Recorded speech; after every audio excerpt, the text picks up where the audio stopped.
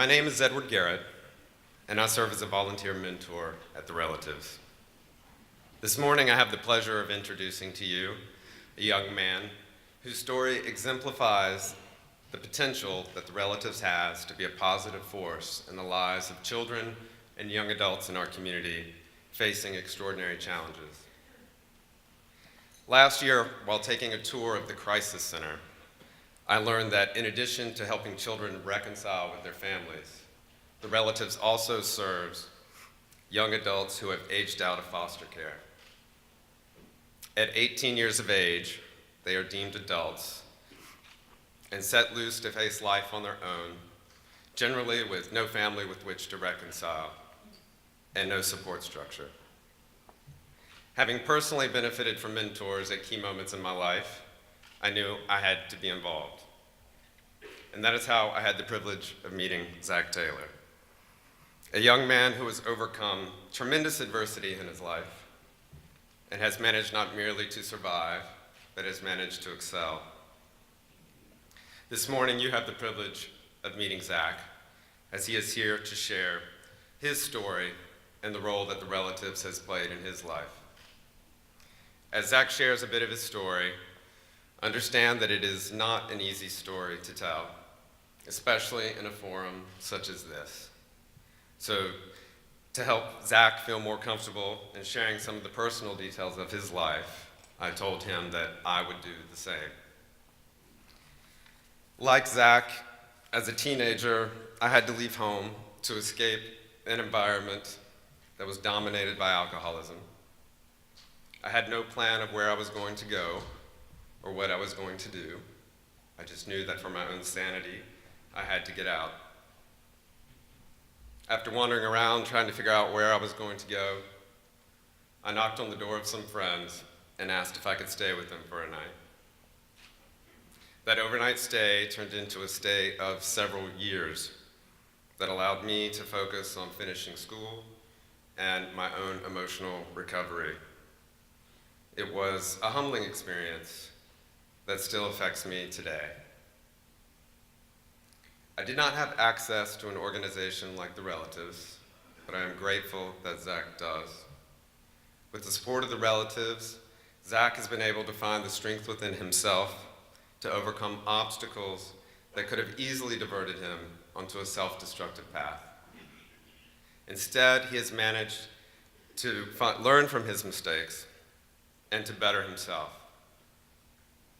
As you listen to Zach's story, consider the path that he could have easily taken in the face of such adversity, and then the profound impact of The Relatives becomes clear. Morning. This morning I have been asked to share with you a little bit about my life. As Edward said, sharing difficult moments of your life is not easy to do. But if doing so will allow The Relatives to help other young adults facing tough odds, I'm happy to have the opportunity. From an early age, I had a challenging family life. When I was only 3 years old, my father attempted suicide and ended up in a coma. My mother remarried a man who physically abused her, and I was sent to live with family in Georgia. But that did not last long, and after my mother abandoned me, I was sent to live in a group home and eventually faced foster care. I was transferred between several different foster homes before I turned 18 and aged out of the system. After years of being passed between foster homes, I was suddenly an adult and expected to make it out on my own. Without any family support, I had nowhere to go. I was homeless. After living on the streets for a while, I ended up in a homeless shelter. That is where I heard about the Relatives On-Ramp program. The staff at On-Ramp was fantastic. For the first time, I felt I had someone on my side helping me navigate life. They gave me food when I was hungry and counseling when I was depressed, and they never turned me down. They became my friends. One of my favorite staff members is Jeremy Wilson, who is here today. Thank you, Jeremy. Whenever I asked him something, he would always give me his word, and he always stayed on top of things. He's so personable and so down to earth as well. He's easy to talk to, and he would always give me great advice. Every Monday, Jeremy would have a job listing on who's hiring. He helped me revise my resume and cover letter. And that's how I got my first job as a host at Buffalo Wild Wings. I kept that job while living in a homeless shelter and even managed to get a second job to save some money. Then I met Edward through the relatives, and he became my mentor. We talk a lot. He gives me a lot of advice. We go out to lunch, hang out at coffee shops, and talk about life. Edward is always there for me, and from what he told me, I knew that he had a hard time growing up too. I feel like we connect on a lot of levels, including our shared interest in photography, the symphony, and exotic cars as well. I talked to Edward about wanting to get out of my minimum wage jobs and find a way to work with cars. Through another volunteer at the shelter, I had got an introduction to the owner of Automotive International, a service center for exotic cars.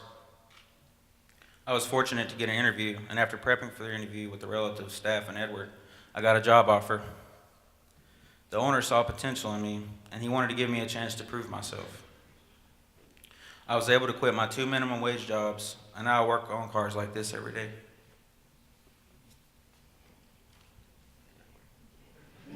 Okay. Nice Ferrari.